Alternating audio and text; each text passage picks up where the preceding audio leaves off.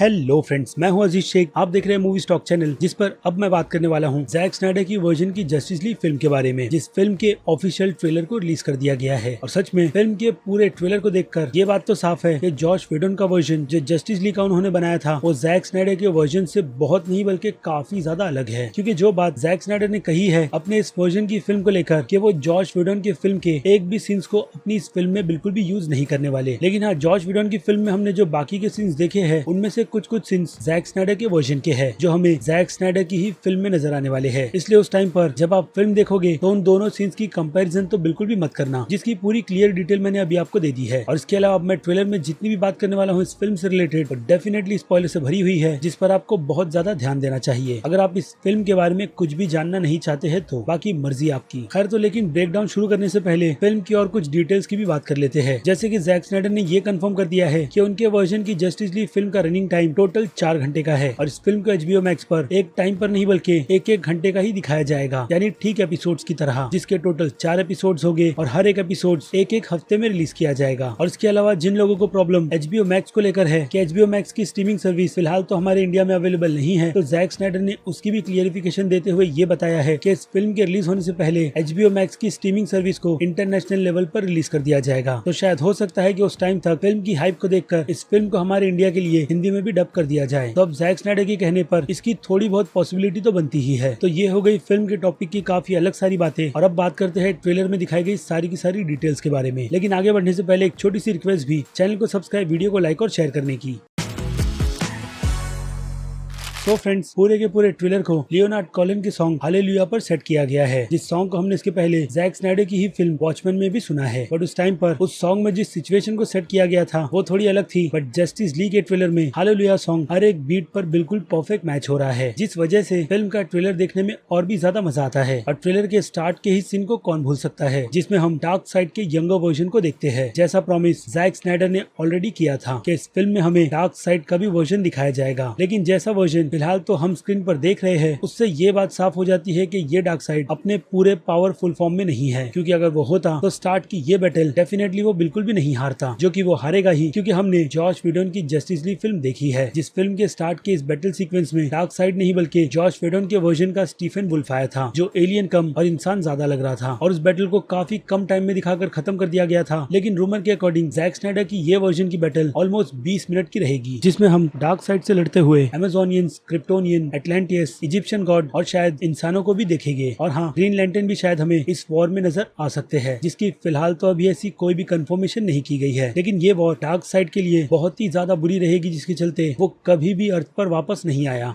बल्कि उसने खुद को और भी ज्यादा स्ट्रॉन्ग बनाया, ताकि वो जब फिर से वापस अर्थ पर आए तो उसे फिर से फेस हार का ना देखना पड़े। क्योंकि जैक स्नाइडर के वर्जन में हम डार्क साइड के उस वर्जन को भी देखते हैं जिस वर्जन में डार्क साइड ने पूरी की पूरी दुनिया को बर्बाद कर दिया है, जैसा वो चाहता था। और यहाँ तक कि हॉल ऑफ जस्टिस लीग को भी, जिस वर्जन को जॉश व्हेडन की एंड में काफी अच्छा दिखाया गया था, लेकिन यहाँ पर सिचुएशन उससे भी बहुत ज्यादा बुरी है। और हो सकता है कि इस हॉल ऑफ जस्टिस में डार्क साइड ने शायद एक्वामैन से लेकर बाकी सुपर हीरोज को भी मार दिया हो। और उसके कुछ ही सेकंड्स बाद हम जोकर के पोकर कार्ड को भी देखते हैं, जिसे देखकर यही बात साफ निकल कर आती है कि डार्क साइड ने किसी को भी नहीं छोड़ा अर्थ पर। और इसके अलावा हम ग्राउंड पर काफी बड़ा लोगो ओमेगा का भी देखते हैं, जिसे हमने इसके पहले जैक स्नाइडर की ही बैटमैन वर्सेस सुपरमैन फिल्म में भी देखा। यानी कि बैटमैन का वो ड्रीम जो बैटमैन को फ्यूचर दिखाता है। ये फ्यूचर सभी के सभी जस्टिस लीग मेंबर के लिए कितना ज्यादा बुरा हो सकता है अगर वो लोग एक साथ खड़े नहीं हुए तो। और बैटमैन उस विजन के बाद अपने ही मिशन पर निकल गया था, ताकि वो जल्द से जल्द जस्टिस लीग की पूरी टीम बनाए, और जब मुसीबत आए अर्थ पर तो वो सभी मिलकर उसका सामना भी करे। और सच में अगर इस सीन को फिल्म में और भी अच्छी तरीके से एक्सप्लोर किया जाएगा तो बैटमैन वर्सेस सुपरमैन के बाद जो लोगों के दिमाग में काफी सारी कंफ्यूजन भरी हुई थी, खास करके फ्लैश के उस लुइस वाले सीन को भी लेकर, जहां पर वो शायद स्पीड फोर्स का यूज कर टाइम ट्रेवलिंग करता है, अब ब्रूस को आकर वार्न करता है कि वो उन सभी को बचा ले, ठीक अवेंजर्स एज ऑफ अल्ट्रॉन के उस आयरन मैन के विजन की तरह। खैर, लेकिन फिल्म के ट्रेलर में हम फ्लैश को ऐसे ही एक अल्टरनेट वर्जन में फंसा हुआ देखते हैं, या फिर उसकी पावर को एक्सप्लोर करता हुआ, जिसकी मदद से उसे पता चलेगा कि स्पीड फोर्स को किस तरीके से यूज किया जाता है, जिसे वो ट्रेलर में में काफी अच्छी तरीके से यूज भी कर रहा है, क्योंकि उसके भागते वक्त अगर आपकी नजर ग्राउंड पर पड़ रही होगी तो हमें नजर आता है कि कुछ खाली जगहों पर ग्राउंड खुद ब खुद बनते चले जा रहे हैं, जहाँ पर फ्लैश भाग रहा है, जिसका मतलब भी साफ है कि फ्लैश जैसे ही स्पीड फोर्स का यूज कर अपनी इस क्वांटम के यूनिवर्स में भागेगा तो वो मल्टीपल टाइमलाइन बनाता चला जाएगा, जो कि शायद वो अभी भी यहाँ पर बना रहा है सारी की सारी सिचुएशन को ठीक करने के लिए, या फिर हो सकता है कि वो यहाँ से ब्रूस वेन के पास जाने की कोशिश कर रहा है ताकि वो उसे वार्न कर सके ऑब्वियसली फ्यूचर कितना बुरा है जस्टिस लीग के टीम के मेंबर्स का। और उसके अलावा ट्रेलर के स्टार्ट में हमें जिस तरीके से ब्रूस वेन का कैरेक्टर दिखाया गया है सुपरमैन के होलोग्राम के आगे खड़ा हुआ, उसे देखकर भी हमें ये बात पता चल जाती है कि सुपरमैन के मरने से ब्रूस वेन को बहुत ही बड़ा धक्का लगा है कि उसने कितनी बड़ी गलती कर दी है, जिसकी वजह से उनके फ्यूचर को बदला नहीं जा सकता। और हो सकता है कि यहाँ पर ब्रूस वेन खड़े खड़े यही सोच रहा होगा कि सुपरमैन को फिर से जिंदा कैसे किया जा सकता है। और ट्रेलर के इस सीन में हम ब्रूस वेन को गौतम पुलिस स्टेशन के एक स्टैचू के ऊपर खड़ा हुआ देखते हैं, जहाँ से वो गौतम सिटी पर नजर रख रहा है। और बाकी बात करें फिर से जैक स्नाइडर की, तो जैक स्नाइडर ने ये भी बात बताई थी कि उनकी इस जस्टिस लीग में सारे के सारे सुपर हीरोज बहुत ही ज्यादा अकेले हैं और उन लोगों को वैसे ही रहना बहुत ज्यादा पसंद भी है। और यहीं पर सबसे बड़ी मुसीबत ब्रूस वेन के लिए भी है, क्योंकि कोई भी सुपर हीरो उसकी बात नहीं सुनेगा जस्टिस लीग की इस टीम को फॉर्म करने के लिए, सिवाय फ्लैश के कैरेक्टर के। और हो सकता है कि बाद में डायना भी अपना मन बना ले ब्रूस वेन के साथ उसकी टीम ज्वाइन करने में, वो भी तब जब उसे उसकी माँ हिप्पोलिटा थेमेस्कीरा से एक सिग्नल भेजेगी, जिसके वर्जन को हमने जॉर्ज वेडन की फिल्म में देखा था कि कैसे हिप्पोलिटा स्टीफन वुल्फ से हार जाने के बाद डायना को सिग्नल भेजती है, वो भी एक एरो पर आग लगाकर, जो सीधे किसी रोमन टेम्पल को जला देगा। और वो न्यूज डायना न्यूज पर देखकर उस लोकेशन पर चली जाएगी, जहाँ जाने के बाद उसे वही जला हुआ एरो मिलेगा और डार्क साइड की सारी बैक हिस्ट्री भी। और शायद यहीं पर फ्लैशबैक शुरू होगा, जिसमें हम डार्क साइड की सारी ओरिजिन्स देखेंगे, या फिर तब जब डायना ब्रूस वेन को ये सारी की सारी स्टोरी सुनाए। और अब जब थेमेस्कीरा की बात हो ही रही है तो इस सीन को कैसे छोड़ दे, जहाँ पर हम जैक स्नाइडर के वर्जन के स्टीफन वुल्फ को देखते हैं, जिसे देखकर ही ये बात क्लियर हो जाती है कि स्टीफन वुल्फ इस सीन में हमें सच में एक एलियन लग रहा है और उसका लुक भी सच में बहुत ज्यादा अच्छा है। और उसके बाद इस सीन की बात करें तो ये सीन वंडर वुमन की एंट्री का है, यानी वही बैंक रॉबरी, जिस सीन को काफी जल्दी दिखाकर उतनी ही जल्दी खत्म भी कर दिया गया था। लेकिन यहाँ पर हम देखते हैं कि डायना कैसे सुपरमैन के चले जाने के बाद इस शहर को प्रोटेक्ट कर रही है और शहर के लोग भी अब उसे बहुत ज्यादा पसंद करने लगे हैं। और अब आते हैं एक्वामैन के कैरेक्टर पर, जिसकी स्टोरी जैक स्नाइडर के इस वर्जन में ही सही तरीके से बताई जाएगी, क्योंकि जॉर्ज वेडन के वर्जन में हमने एक्वामैन के कैरेक्टर को ट्राइडेंट और उसके सूट के साथ देखा, जो उसने कब और क्यों पहने उसकी ऐसी कोई भी एक्सप्लेनेशन उनके वर्जन में नहीं दी गई थी, जो शायद या फिर डेफिनेटली जैक स्नाइडर के इस वर्जन में दी गई है, क्योंकि ये सीन हमें यही चीज शो कर रहा है कि आर्थर एटलांटिस का राजा बिल्कुल भी नहीं बनना चाहता। और ऑब्वियसली ये सीन तभी का होगा जब स्टीफन वुल्फ एटलांटिस से आकर उस मदर बॉक्स को ले जाएगा, ठीक थेमेस्कीरा की तरह। और हाँ, उसके अलावा हमें इस फिल्म में विलियम डेफो का कैरेक्टर भी बहुत ज्यादा नजर आने वाला है, जो जॉर्ज वेडन के वर्जन में पूरी तरीके से गायब थे। और स्टार्ट के उसी बैटल सीक्वेंस के सीन पर आ जाए तो इस सीन से ये बात भी पता चलती है कि पैराडीमन से वहाँ पर किंग एटलांटिस भी लड़ रहे थे, जिनका ट्राइडेंट एक्वामैन फिल्म की तरह फिलहाल तो अभी दिख रहा है। बट ट्रेलर के एक्वामैन के इस सीन की बात करें तो इस सीन को देखकर ये बात भी साफ हो जाती है कि एक्वामैन एक ऐसे अनजान आइलैंड पे छुपकर रहता है जहाँ पर उसे जल्दी ढूंढा नहीं जा सकता, और वहाँ के लोग उसे पूछते भी है शायद, क्योंकि वो उन सभी को बचाता भी है और उनके लिए खाने का इंतजाम भी करता है, जैसे कि पानी में से उन सभी के लिए मछलियों को आसानी से पकड़कर दे देना। और अब ऐसी जगह से जब आर्थर को सब कुछ मिल रहा है तो फिर वो अपने उन पसंदीदा लोगों को क्यों छोड़कर जाएगा, यानी कि आर्थर को भी मनाना इस फिल्म में ब्रूस के लिए बहुत ही ज्यादा टफ होगा। और हो सकता है कि आर्थर की यहाँ पर स्टोरी में हमें और भी ज्यादा डेप्थ देखने मिले कि वो क्यों एक्चुअल में ऐसा रहता है, जिसका रीजन ऑब्वियसली हम सभी को पता है, जो कि आर्थर की माँ है। और अब आते हैं बैरी एलन के कैरेक्टर पर, जो शायद इस फिल्म में सभी से ज्यादा मस्ती करने वाला है, क्योंकि उसके प्यार की शुरुआत जो बैरी करेगा उसके डिलीटेड सीन को हमने ऑलरेडी काफी साल पहले ही देख लिया था कि किस तरीके से वो अपने स्पीड की एनर्जी को यूज कर एक मैसिव कार एक्सीडेंट को रोकेगा, जहाँ पर उसकी मुलाकात पर्सी कैमरन के कैरेक्टर आयरिस वेस्ट से होगी, जो आगे चलकर फ्लैश की लव इंटरेस्ट भी बनने वाली है, जिस कैरेक्टर को जॉर्ज वेडन ने अपनी पूरी की पूरी फिल्म में से ही हटा दिया था। बट ट्रेलर में हम उस कैरेक्टर को भी साफ साफ देख सकते हैं। तो फ्लैश की बात हो गई, अब आते हैं हमारे सुपरमैन के कैरेक्टर पर, जिस ट्रेलर के स्टार्ट में हम उसे डूम्सडे के हाथों मरता हुआ देखते हैं। और हाँ, इस वजह से सुपरमैन का वो आइकॉनिक सूट भी पूरी तरीके से खराब हो गया है, जिसे अगेन जॉर्ज वेडन के वर्जन में ऑटोमेटिकली ठीक कर दिया गया, वो भी बिना किसी रीजन के। लेकिन जैक स्नाइडर को ये चीज काफी अच्छी तरीके से याद थी, इसलिए उन्होंने अपने इस वर्जन की फिल्म में सुपरमैन को उसके ब्लैक सूट के साथ दिखाया, जो कि सुपरमैन को कॉमिक बुक में इस सूट को पहनने के बाद एनर्जी भी देता है। लेकिन इस फिल्म में सुपरमैन जिस ब्लैक सूट में है, उस सूट में उसके पास केप भी है, जो कॉमिक बुक के सूट में सुपरमैन के पास बिल्कुल भी नहीं। क्योंकि अभी जैसे कि मैंने कहा आपको, उस सूट को पहनने के बाद सुपरमैन जितना ज्यादा सूरज की रोशनी में रहेगा उतनी ही जल्दी हील भी होगा। तो शायद हो सकता है कि यहाँ पर जैक स्नाइडर के इस वर्जन में ये सूट सिर्फ सुपरमैन को एक ईस्टर एग के तौर पर दिया गया है, जिसे वो पूरी फिल्म में कैरी करने वाला है। और इस सूट की बाकी पूरी डिटेल्स मैंने इसके पहले के टीजर में आपको पूरी तरीके से एक्सप्लेन की थी कि किस तरीके से वार्नर ब्रदर्स स्टूडियो की तरफ से जैक स्नाइडर को परमिशन नहीं दी जा रही थी सुपरमैन को ब्लैक सूट रूप में दिखाने के लिए। और अब सुपरमैन से थोड़ा हटकर लुइस लेन के इस सीन की बात करें जहाँ पर लुइस लेन से मिलने के लिए मार्था आई है, तो इस सीन के स्टोरी बोर्ड को जैक स्नाइडर ने एक्सप्लेन करते हुए ये बताया था कि जो मार्था लुइस लेन से मिलने आई है वो असल में और कोई नहीं बल्कि मार्शन द मैन हंटर है, जिस कैरेक्टर का रोल प्ले इस फिल्म के यूनिवर्स में जनरल शॉवी का कैरेक्टर प्ले करने वाला है। और इसके अलावा आपको याद होगा कि जैक स्नाइडर के इस वर्जन की फिल्म का एक पोस्टर भी आया था जिसमें हमने एक्वामैन को आगे खड़ा हुआ देखा था और पोस्टर पर साफ साफ यूनाइटेड द सेवन भी लिखा हुआ था, यानी जस्टिस लीग की टीम का 7th मेंबर, जो शायद मार्शल द मैन हंटर या फिर द ग्रीन लैंटर्न हो सकता है, जिस नाम को बाद में चेंज कर यूनाइटेड द लीग कर दिया गया। और अब लुइस लेन की बात हो ही रही है तो इस सीन पर भी आ जाते हैं जहाँ पर लुइस लेन रोज सुपरमैन के स्टैचू के पास जाकर खड़ी होती है, तो वहाँ पर जाने से पहले उसे ग्लिम्स सुपरमैन का मिलेगा जो मरकर उठा है और सभी के सभी सुपर हीरोज की हालत बहुत ही ज्यादा बुरी कर रहा है, जिसके बाद उसके पहुंचने से जस्टिस लीग की टीम के मेंबर के बीच वो फाइट पूरी तरीके से रुक जाएगी। ना कि जॉर्ज वेडन के वर्जन में हमने जो देखा कि अल्फ्रेड वहाँ पर लुइस लेन को लेकर आया, क्योंकि फ्लैश ने जो बात बैटमैन वर्सेस सुपरमैन फिल्म में ब्रूस वेन से कही थी कि लुइस इज द की, वो यही है, लेकिन जैक स्नाइडर के वर्जन में वो चीज काफी ज्यादा अलग होने वाली है और डेफिनेटली उसकी एक्सप्लेनेशन भी हमें इसी फिल्म में तो मिलेगी। और सबसे इंटरेस्टिंग बात ये कि जैक स्नाइडर के इस वर्जन की फिल्म में सुपरमैन को किस तरीके से जिंदा किया जाएगा, जिससे उठने के बाद वो अपने परिवार वालों से भी मिलेगा और हाँ अपनी माँ से भी, जिस सीन को देखकर कहीं पर भी वियर्ड फीलिंग बिल्कुल भी नहीं आ रही, जो कि जॉर्ज वेडन के वर्जन में हेनरी कैल्वी के उस बेकार से फेस को देखकर आ रही थी। और इसके अलावा बात करें साइबॉग के इस सीन की, जिस सीन में साइबॉग हमें एक सेमेट्री में नजर आ रहा है किसी की ग्रेव को डिग करते हुए, तो हो सकता है कि ये ग्रेव सुपरमैन की ही हो, जिसकी बॉडी को शायद वो वहाँ से निकालकर जस्टिस लीग के मेंबर के पास ले आएगा इस सीन में, क्योंकि देखकर तो फिलहाल ऐसा ही लग रहा है। या फिर ऐसा भी हो सकता है कि वो ग्रेव जो साइबॉग डिग कर रहा है वो उसी की है, क्योंकि फिल्म के इस वर्जन में साइबॉग का कैरेक्टर मारा जाएगा, यानी कि रे फिशर और उसके पिता सेलेस्टोन उनकी वाइफ की जगह रे फिशर के कैरेक्टर साइबॉग को उठाएंगे, जिस वजह से रे को चीजें बहुत ही ज्यादा बुरी लगती है और वो एक तरीके से अपने पिता से नफरत भी करता है। लेकिन इस सीन को देखकर ये बात भी साफ हो जाती है कि उसके पिता अपने खुद का सेक्रीफाइस कर रे को ये एहसास दिला देंगे कि वो अपने बेटे से कितना ज्यादा प्यार करते हैं और उसे अपने पिता के लिए खुद को किसी भी मुसीबत में डालने की जरूरत है नहीं, जो शायद इस सीन में स्टीफन वुल्फ साइबॉग से करवाना चाहता है, जिसे हम इस सीन में बैकग्राउंड में साफ साफ देख भी सकते हैं, जहाँ पर रे के पिता लेजर बीम की मदद से मदर बॉक्स में कुछ करते हैं, जिस वजह से उनकी वहीं पर डेथ हो जाएगी। और अब यहाँ पर साइबॉग की स्टोरी की भी बात कर लेते हैं, क्योंकि जैक स्नाइडर के अकॉर्डिंग फिल्म का पूरा फोकस साइबॉग के कैरेक्टर पर ही रहेगा, जो इस फिल्म की जान है, यानी कि जैक स्नाइडर के अकॉर्डिंग साइबॉग इस फिल्म का हार्ट है, जिसके बिना जस्टिस लीग की पूरी फिल्म बिल्कुल अधूरी है।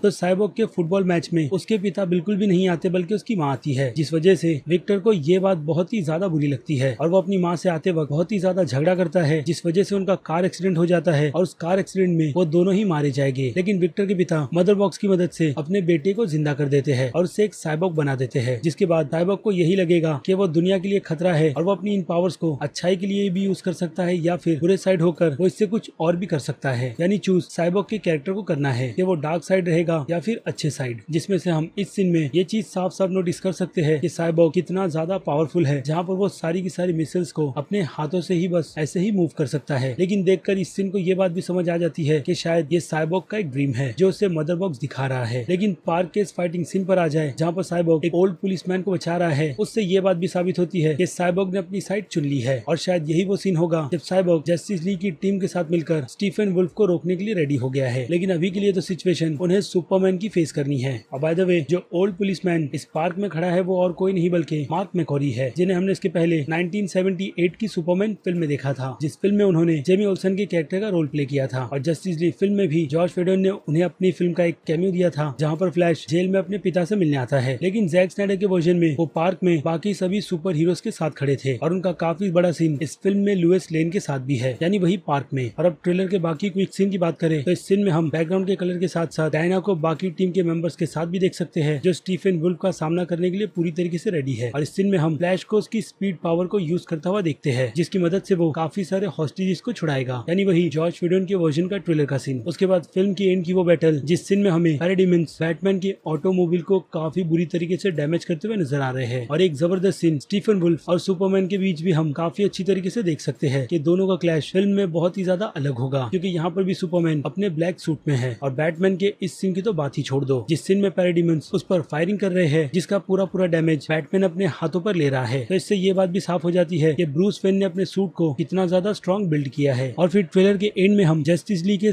सभी मेंबर्स को ब्रूस वेन की जेट का वेट करते हुए देखते हैं, जो जॉर्ज वेडन के वर्जन में बहुत ही ज्यादा अलग था। और इस सीन को देखकर ये बात पता चल जाती है कि ब्रूस वेन ने अपनी जस्टिस लीग की टीम को फॉर्म कर लिया है, जिसकी वजह से वो किसी भी खतरों का सामना करने के लिए लिए बिल्कुल रेडी है। और अब आखिर में बात करेंगे इस कैरेक्टर की, जिसे देखकर पहले तो थोड़ा मैं कंफ्यूज था कि जैक स्नाइडर ने इस फिल्म में स्टीफन वुल्फ और डार्कसाइड के अलावा एक और कौन से विलेन को लिया है, क्योंकि देखने से ये कैरेक्टर हमें डार्कसाइड के राइट हैंड मैन डी-सार्ट की याद दिलाता है, जो ऐसे ही हुडी पहनता है कॉमिक बुक में। लेकिन मेरे हिसाब से मुझे लगता है ये कैरेक्टर और कोई नहीं बल्कि स्टीफन वुल्फ ही है, जिसका ये काफी अर्ली वर्जन है, वो भी उस टाइम का जब डार्कसाइड अर्थ पर फाइट करने के लिए आया था, यानी कि मदरबोर्ड लेने, जिसकी वजह से वो हार गया और यहाँ से हार कर चला गया। या फिर ये सीन उस वक्त का भी हो सकता है जब डार्कसाइड ने स्टीफन वुल्फ को एक वॉर के लिए प्रिपेयर करने के लिए कहा होगा, ताकि वो उसके लिए अर्थ पर जाकर उन सभी के सभी मदर बॉक्स को ले आए। लेकिन जैक स्नाइडर ने ये बात भी कही थी स्टीफन वुल्फ के कैरेक्टर को लेकर कि उनका इस वर्जन का स्टीफन वुल्फ हेलमेट जैसी हॉर्न नहीं पहनता, बल्कि हॉर्न ऑलरेडी उसके सर में वैसी ही है। लेकिन यहाँ पर इस कैरेक्टर में हमें फिलहाल तो वैसी कोई भी डिटेलिंग नजर नहीं आ रही, लेकिन चेहरे की सिमिलरिटी स्टीफन वुल्फ के ही कैरेक्टर से बहुत ज्यादा मिल रही है, ना कि डी-सार्ट से। और अब छोटी सी डिटेल ट्रेलर के इस फ्रेम को लेकर कि जैक स्नाइडर ने अपनी इस पूरी की पूरी फिल्म को IMAX कैमरे में शूट किया था और उसी वर्जन के ट्रेलर को उन्होंने ऑफिशियली रिलीज भी किया है। तो आई होप फिल्म के रिलीज होने से पहले जैक स्नाइडर इसके अलग ही वर्जन को रेडी कर दे, और आई होप हमें इसके IMAX का वर्जन सिचुएशन ठीक होने के बाद थिएटर में देखने मिले, क्योंकि IMAX कैमरे में शूट होना फिल्मों के लिए बहुत ही ज्यादा बड़ी बात है और डिटेलिंग IMAX की स्क्रीन पर ही ऐसी फिल्मों को लेकर देखने में बहुत ज्यादा मजा आता है, जो अनफॉर्चुनेट फिलहाल तो इस फिल्म के साथ नहीं हुआ है। तो अब आपकी क्या राय है ट्रेलर की इन सभी की सभी डिटेल्स को लेकर, उस बारे में मुझे कमेंट कर जरूर बताइएगा, क्योंकि वीडियो बहुत ज्यादा लंबी हो गई है। लेकिन फिर भी जो भी हो, DC फैंस के लिए इतनी डिटेल्स तो देनी बनती है, जिसे मैंने वीडियो में पूरी तरीके से कवर किया है। और अगर आपको मेरी ये मेहनत जरा सी भी पसंद आई है तो मेरे इस वीडियो को लाइक करना बिल्कुल भी मत भूलिएगा, ताकि मैं इस टाइप के कंटेंट को अपने इस चैनल पर कंटिन्यू रख सकूं। और अब चलिए वीडियो को खत्म करते हैं यहीं पर। मैं हूं अजीज शेख, आप देख रहे थे मूवी स्टॉक चैनल, जिसे अगर आपने अभी तक सब्सक्राइब नहीं किया है तो सब्सक्राइब कर लीजिए और बगल में बने हुए इस बेल आइकन के साथ साथ नोटिफिकेशन को ऑल पर क्लिक कर दीजिएगा। इससे होगा ये कि मैं अपने चैनल पर जब भी कोई नई वीडियो अपलोड करूंगा आपको उसकी नोटिफिकेशन सबसे पहले मिलेगी। इसलिए चैनल को सब्सक्राइब, वीडियो को लाइक और शेयर करना तो बिल्कुल भी मत भूलिएगा। और अब मैं मिलता हूँ आपसे DC की एक और अपडेट के साथ, तक के लिए बाय।